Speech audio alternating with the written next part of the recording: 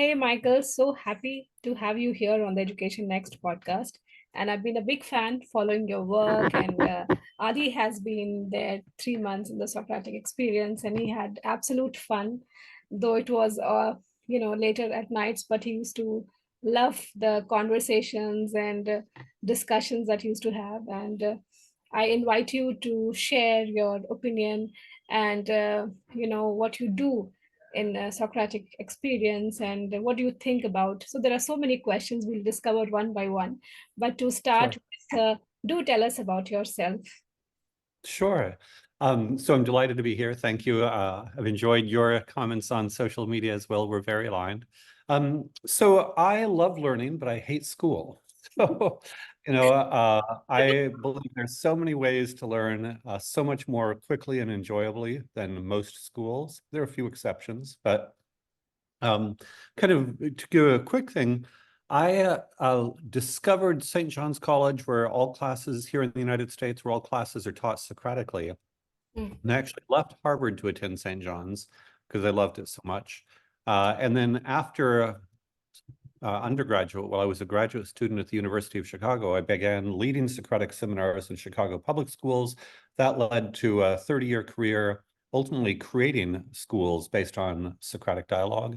Most recently, the Socratic Experience, which is a virtual school, grades 3 through 12, where the core is 15-to-1 student on Zoom. Students are working and thinking as they working through texts. Usually we work on difficult texts, often classics from around the world. And we want the kids to really think for themselves. That's the big goal. So I could dig in lots more, but that's a very high level version. Absolutely. And tell us about, you said you love learning, but you hate school. And why would that be? I mean, of course, that's a huge, huge answer. But Right. I do think it's really important to think about it and now more than ever. Sure. So a couple of reasons. First, personally, as a learner, I recall, especially secondary school, elementary wasn't so bad, but secondary school, middle and high school, I regard as the most boring and cruel years of my life. Kids were mean. And as an adult, if somebody is a jerk, I don't hang out with them. And boring, and as an adult, I'm one of these, I'm an entrepreneur with 7 projects going on and 80 tabs open. And I'm, really, it's kind of like that Star Wars thing where the whole world is coming at me. School, I remember sitting there watching the second hand on the clock back when we had those kind of clocks. But, waiting for the end of the school day, it was the most slow experience ever. And then it wasn't really about learning. So I am a voracious learner. I learn all the time. I'm reading about things. I'm working on problems all the time. And my mind is very active. And so as an educator, I thought, why do we have to have kids in this situation where they're bored, they're not learning, and other kids are often mean? And then just to jump ahead to today, I believe the adolescent mental health crisis, which is most advanced in the United States, is of course partially due to smartphones, but I think it's also due to the boredom and meaninglessness of school. If you're bored all day at school, then of course you're more prone to addictive behaviors on technology. If you're an active, engaged learner, yeah, you might hit technology every once in a while for fun, but mostly you're creating everywhere you go. So yeah. Actually, what you're saying, I can totally relate with it because I can see that and I can relate, especially when it comes to Adi. Like you said, I mean, he learns, he hogs on learning. He can switch into things and he wants to learn so many things in a day that I think I remember when he was in school and how difficult it was for him to sit in a class. And I used to get these complaints of teachers telling me that he doesn't sit in one place. He goes and sits with his friends. And one day Adi told me, Ma, that's the whole point of being with so many kids because I want to go and talk to them. And if I have to sit here, what's the point? I can sit at home. That's what he told me. And he was telling all this when he was very, very young. He was like 5 and 6. He was telling me this. So I knew that this is not working for him. And moment COVID happened, and when I saw that how much he wanted to take, how much he wanted to learn, and how many questions he had, and he could do it all by himself mostly. He was just, it was, everything was self learning. I understood that he didn't want anybody to stand and tell him, page number this and this and that, and that's why he was bored probably. Yeah, and now that we see that there is, of course, a rise in, there's a surge in homeschooling, especially in the USA, and now other countries are also joining in. There's world schooling, rise in world schooling. Many parents are, going off grid, trying to explore with their kids. What do you think about this movement that's Oh, I happening? think it's wonderful. I'm all about liberating kids. Certainly at secondary school, I believe school is actively damaging for majority of kids. And again, going back to the homeschool experience, I think if parents think they have to stand in their kitchen and teach lessons, homeschooling sounds arduous and perhaps dull. But really, it's about being an engaged learner with your child. And, I think it's so enjoyable to spend time. I have two grown children, and, we would spend time thinking, talking, asking questions, exploring things. I think you might want to have a plan for math in a homeschooling program. That's one thing where I think a little bit of daily practice is good. But beyond that, reading, if I do think we should limit technology because we want to create readers. I always say the best thing about my education is I had limited access to TV because I lived with poor TV reception.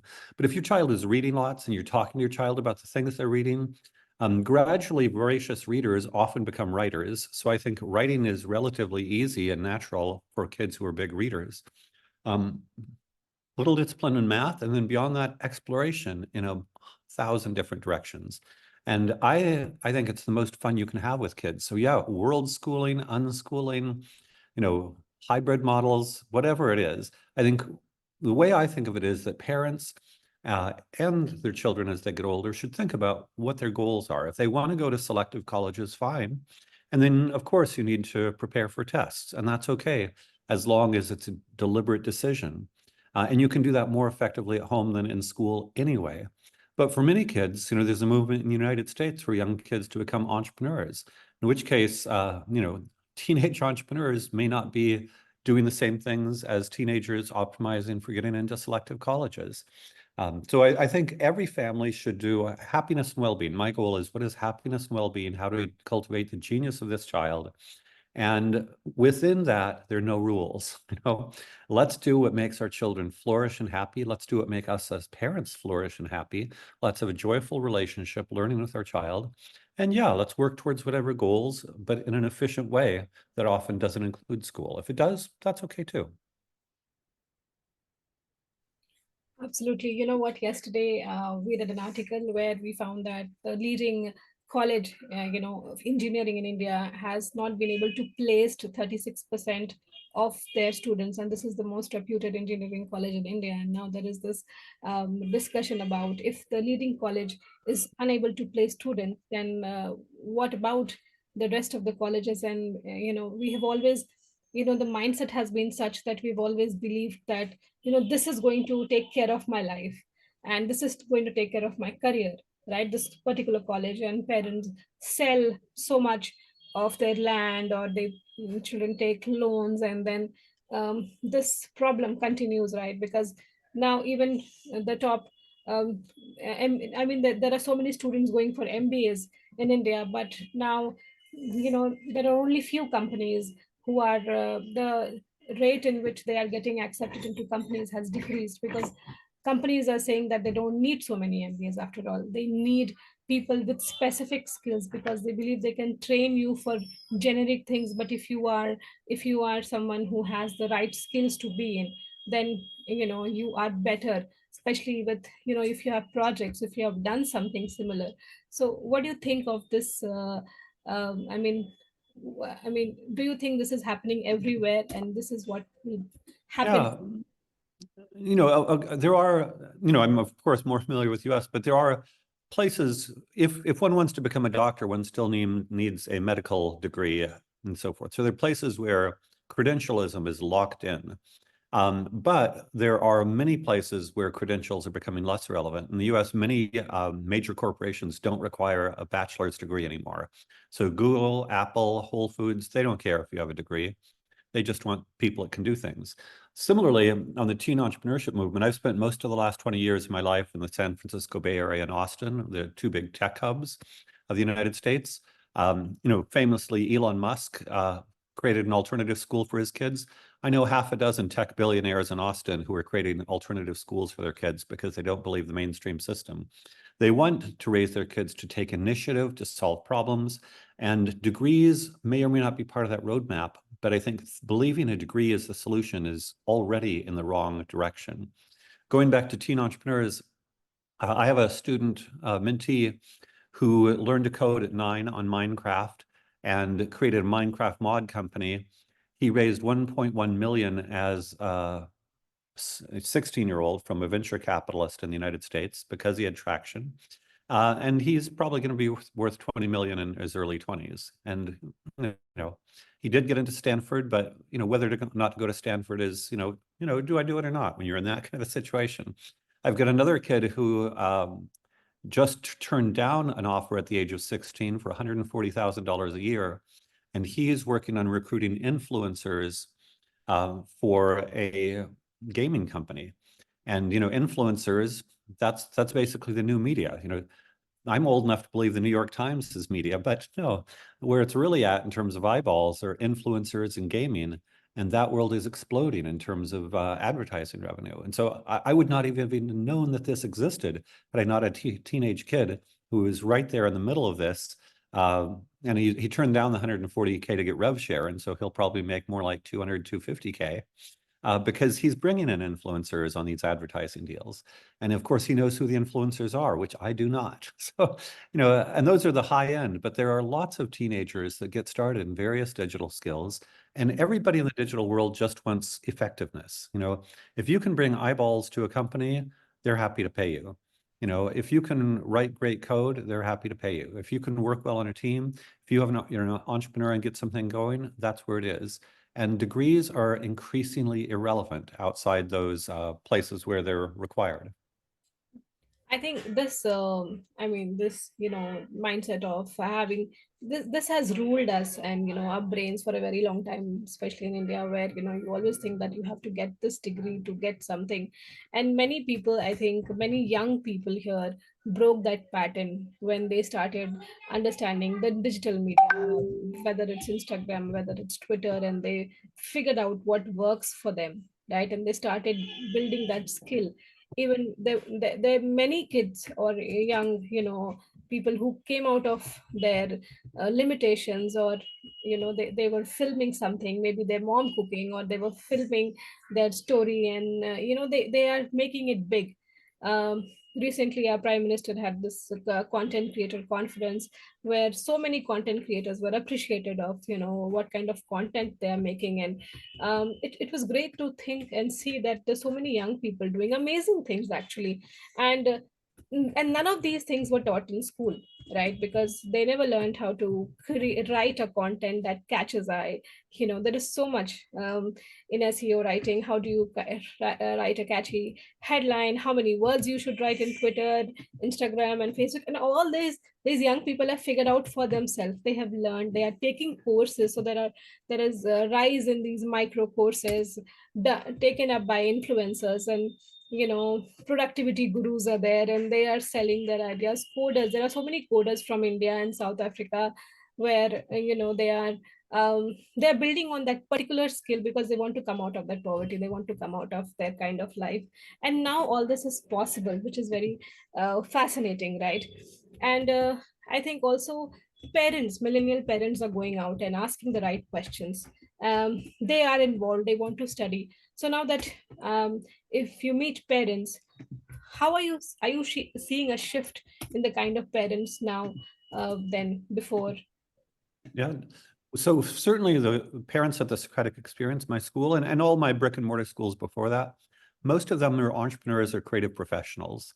And just on the creative professional, I always tell my creatives at the school, you can still be poor, starving artists. That life exists. But, people that are really good at graphic design, video production, audio engineering, all those digital skills, UI, UX, they're valuable because, again, everybody needs eyeballs. And branding and marketing is becoming very sophisticated. So those worlds where I would say quality matters, and it's not that quality doesn't matter in other fields, but a lot of traditional fields, it's jumping through hoops, right? What degree did you get?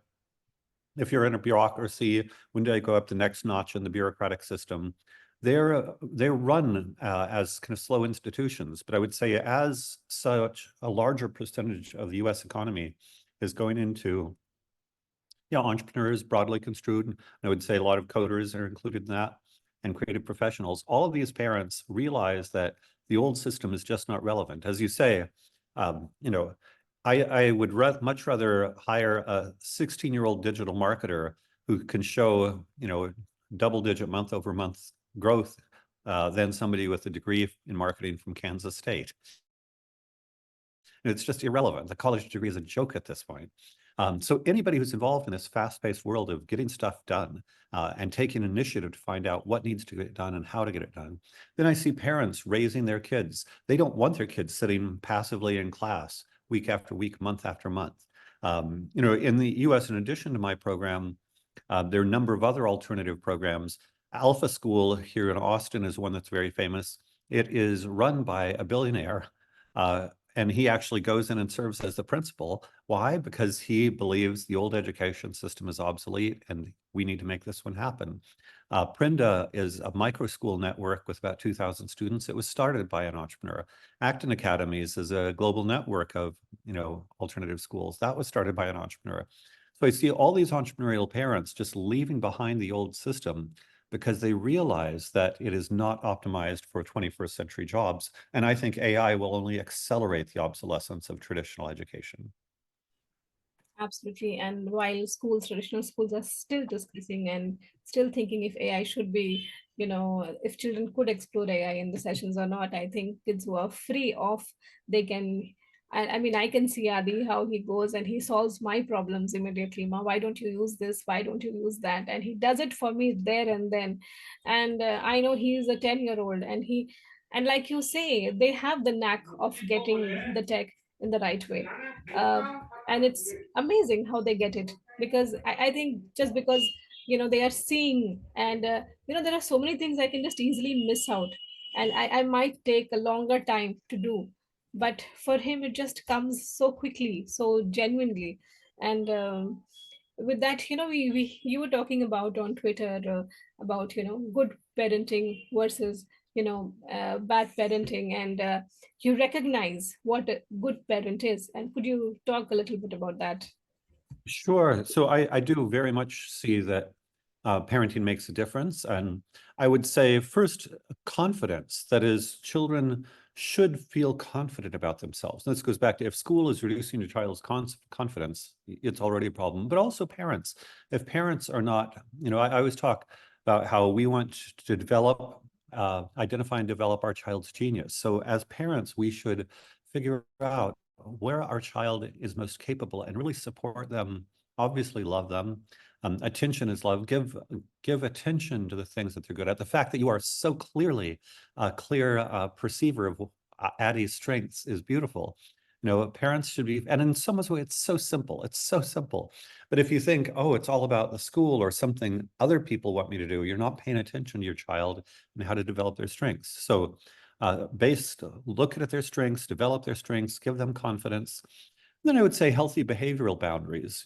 Obviously a child who, the way I think about it is a child who misbehaves at home, it may misbehave with other kids, and nobody wants to hang around a jerk. So raise your child so they treat you respectfully, other people respectfully. We all love to hang out with kind, respectful people. So, that simple. And then beyond that, I would say avoid electronic addictions. People talk about social media and gaming. I think Maria Montessori's great genius was to perceive learning as taking place in a curated environment. So I think you should have a home environment with lots of interesting activities where the child can create, and that can be online, but not just dopamine hit addictive behaviors. And some of this is curating what they do online, and some of it is talking through them, being aware of what they're doing, not using it passively as a babysitter. Again, if they're on the creator half rather than the passive consumer half, they're on the right track. And then also, I think, exposing your children deliberately to a wide range of things. Going back to your curiosity, I expect that Addie is so curious because he's been exposed to lots of things. So we don't have to teach as in school. You don't have to stand up there and say this, this, and this, because I think that approach is intrinsically disrespectful of child. I like to share my enthusiasm with kids, whether I'm a parent or, with in my schools, like, wow, isn't this new? Isn't this cool? We just had the eclipse yesterday in the United States, and I started class yesterday with, wow, did anybody see the eclipse? What did you think? That is, I love learning and I want to share the love of learning, and parents should themselves model what the behaviors they want. If you're modeling a love of learning, and I know you do, then of course your child absorbs it. And as you say, even does better than you. Whereas if your modeling is, you've got to go to school and you've got to go to get a good grade, and kind of an implicit shaming and blaming, that will destroy your child's love of learning, and your child will be a less effective learner. So one way to think about it is children are sponges. You want to create the perfect environment, both in terms of who you are and how you behave, but also the opportunities for exploration. And done right, the vast majority of children absolutely become amazing. And I just a little note on unschooling. Some people think unschooling is let them do whatever they want. And what I don't like about that is sometimes that means they just get on addictive video games and go nowhere. I think ideally, we create an environment for self-directed learning where, because of the experiences and who we are, the conversations we have with them, then without coercion learning happens. But I think that curation of the environment and our own behavior, both of which Montessori is very attentive to, are critical pieces of it that not everybody gets when they think of setting up a great self-directed learning environment. Absolutely. I think what you just said makes so much sense because I totally relate with it. I think uh, it's just like an entrepreneur, how they work. You would think that entrepreneur versus a person having a 9 to 5 job, but if you see entrepreneurs work more, they have to literally work on themselves. They have to, it's a fight every day because, like, when you do your own work, for example, when I do my own work, I know it's tougher. It was easier when you were just going 9 to 5 and you were just doing it, you were just doing things in a very monotonous way, day after day. But now there is a different, every day is a challenge because something works, something doesn't work, some article works or some conversation works, and we are every day trying to come back and see what doesn't work. And I think the same thing goes with education when it is in a very self learning model, where I see that Adi has these challenges. And whether it's about waking up sometimes, whether, and we are constantly talking about it, right? It's not just that he has to follow rules where a bus comes, he sits, and he wants it or not, and then we think that we are disciplining the kids because they are disciplined, they are waking up at the same time, the school is doing what I did for all my school years. But still I never got the idea of waking up early till now, when Adi and I doing it, we are doing it together, we understand the importance when you get a couple of hours early in the morning. And we talk a lot about it, how we are implementing this in our own lives, these challenges. And like you said, it's not about just sleeping all day or watching TV. This is not unschooling, actually. It is, how you enjoy learning and how you explore, how you fail, and how you pick yourself up, isn't it? And do you see this in your students as well? Absolutely. There are, we'll call them two categories of families. On the one hand, we have students who are coming in from the establishment schools, and sometimes it can take a semester, a year before they really take ownership of their own learning. In the unschooling world, you talk about deschooling. Sometimes you can have a little bit of time to deschool from the habit of being told what to do all day, every day. But for children who are essentially, I would say, apprenticing themselves to the lives of their parents, of their active entrepreneurial parents, of course they come in ready to do stuff and take initiative and get things done.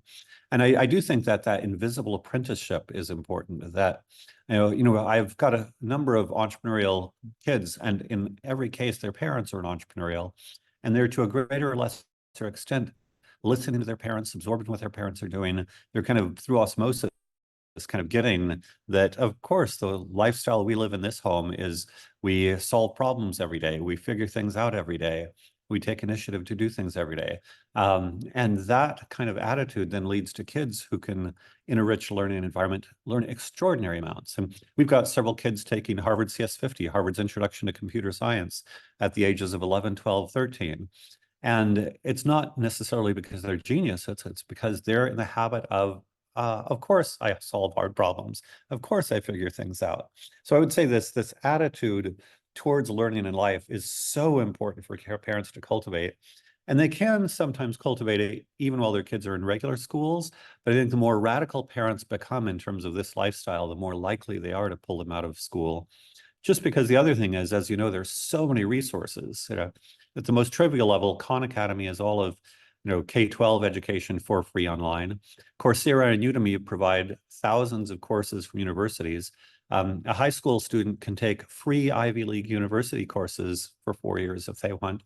And then that's just the tip of the iceberg. There are way more interesting materials out there. So the way I look at it is all of the kind of didactic academic content is available for free online for anyone with a phone today. And so what do we need? We need to cultivate that attitude towards learning, that drive to learn.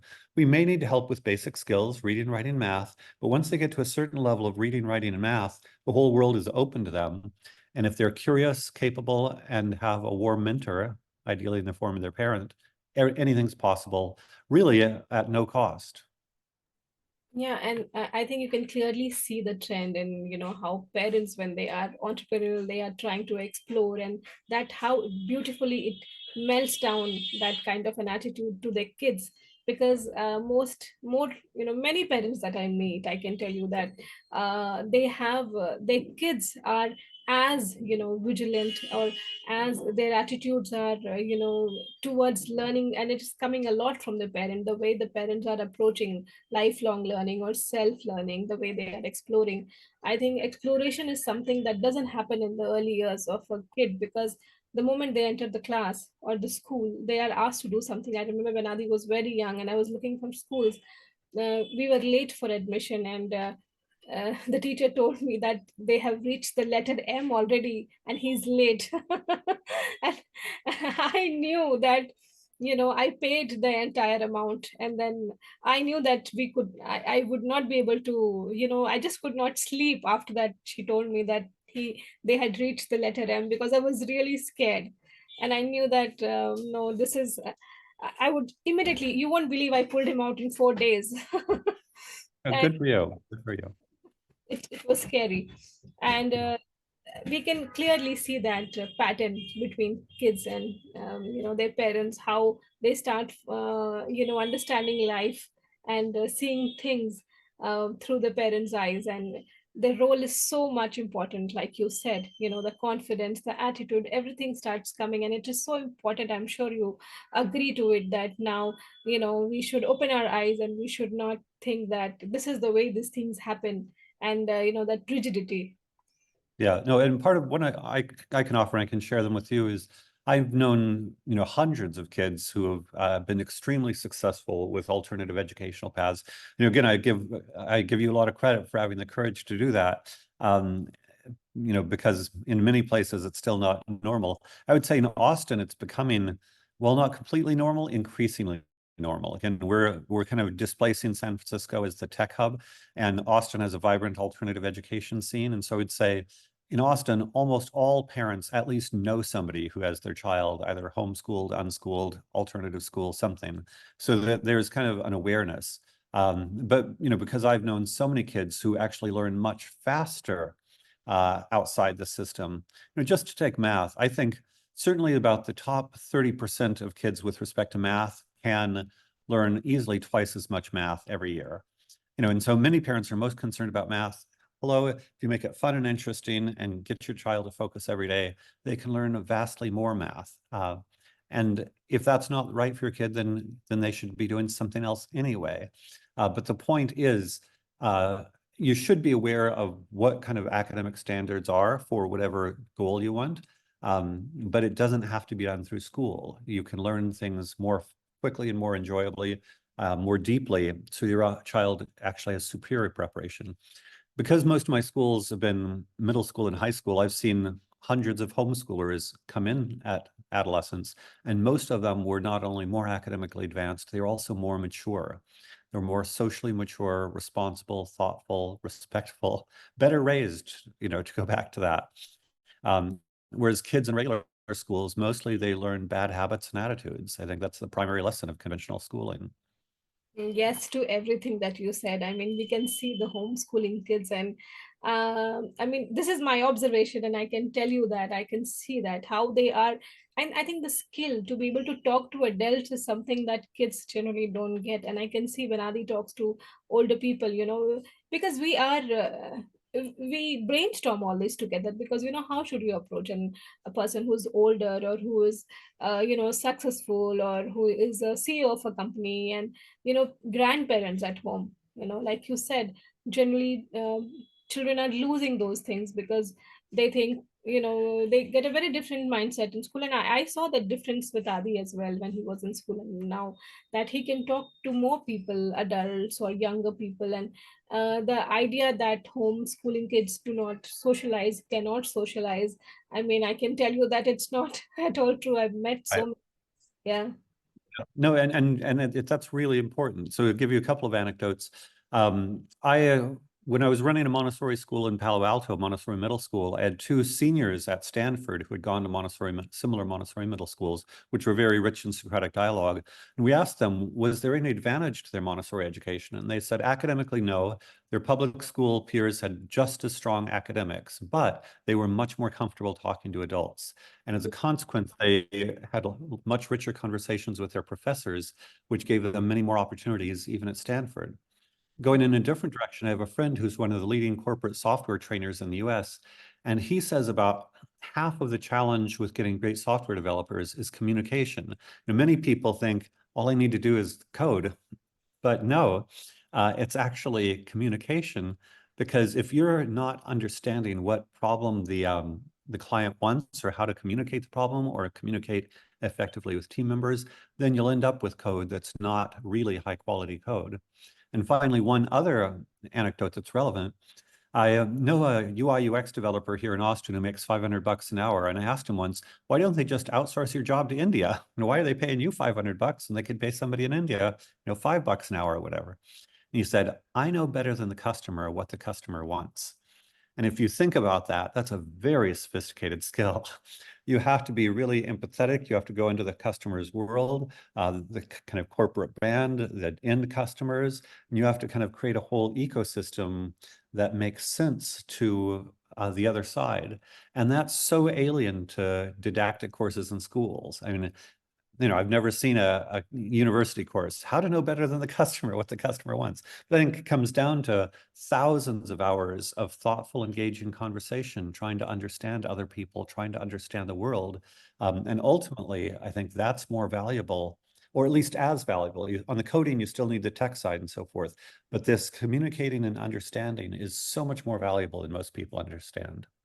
Thank you so much, Michael, for sharing so much, and enlightening us with all the things that is very important for, I think, parents to consider, and for educators and kids to consider now, because the world, the way we are going in any direction, we know that future is unpredictable, but at the same time we know there are basic skills that we need to build, and that is going to help not only children, I think it's going to help parents as well. So thank you so much for being here and speaking. Yeah. Well, thank you. And I'm happy, subject to the constraints of time, I'm happy to help people. And so they should follow me on social media. And I've got a lot of content on YouTube, and anything I can do to help more people raise amazing children, or more young people have amazing lives with or without conventional education. Thank you, and we will leave all your links on our YouTube channel and wherever we post the video, so that people can follow you and can learn more from you. Yeah. Terrific. Thanks, Priya. Bye bye. Bye-bye.